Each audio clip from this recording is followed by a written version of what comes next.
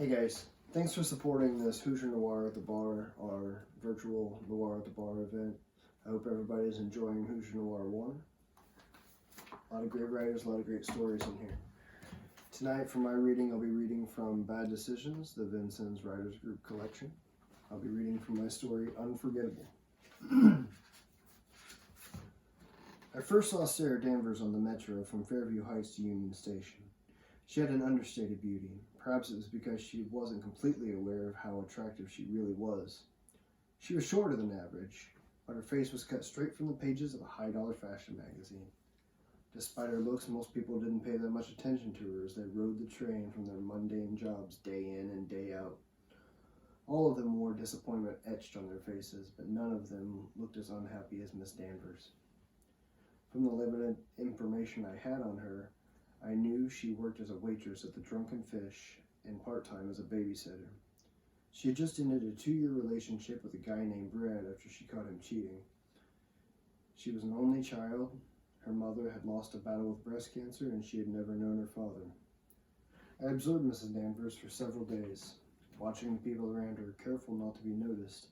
It was easy to blend in wearing a pair of wrinkle-free Dockers and a St. Louis Rams jacket. The situation was normal until the check was deposited into my account. Once the money cleared, it was time to move. It had been quite a while since I had worn my black suit. I hadn't had any reason. It was rare that I had to dress for a job, but once I put on the jacket and straightened my tie, I was razor sharp. I was precision personified, like a character straight out of a Tarantino movie, teetering on the verge of cliché. The morning was like every morning before it. Bored passengers loading and unloading from their trains and buses. Miss Danvers read her book. Everyone else kept their noses firmly planted in their newspapers, electronic distractions, completely unaware of what was going on around them. We were 2 stops from Union Station when I noticed the stoic older man. He wore a dark gray pinstripe suit with leather gloves. I'd seen him on the train the day before. He'd stood out like a serial killer in a train full of bank tellers and substitute teachers. His white hair was cut short to reveal the hard features of his face.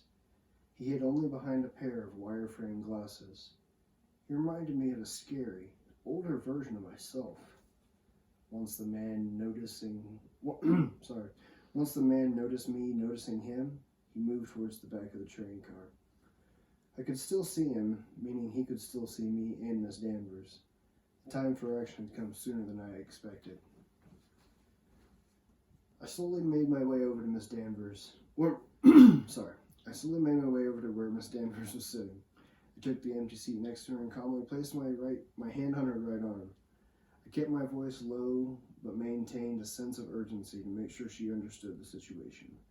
Miss Danvers, I need you to remain calm. But we need to get off the train at the next stop, I said.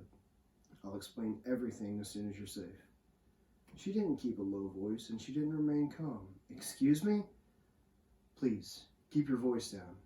I'm not here to hurt you. I'm here to help. I don't know who you are, but you are seriously freaking me out, she replied. You need to find another seat. Listen to me. You're in danger. I need you to get off the train. The Skinker station is just ahead. I have a car waiting there. I'll take you to a safe house and everything will be fine. She began to stir in her seat and looked around the train nervously. I think you're the wrong person. Just leave me alone. Time is of the utmost importance here. That man at the back of the train car, he's been sent here to erase you, and I'm here to make sure that doesn't happen.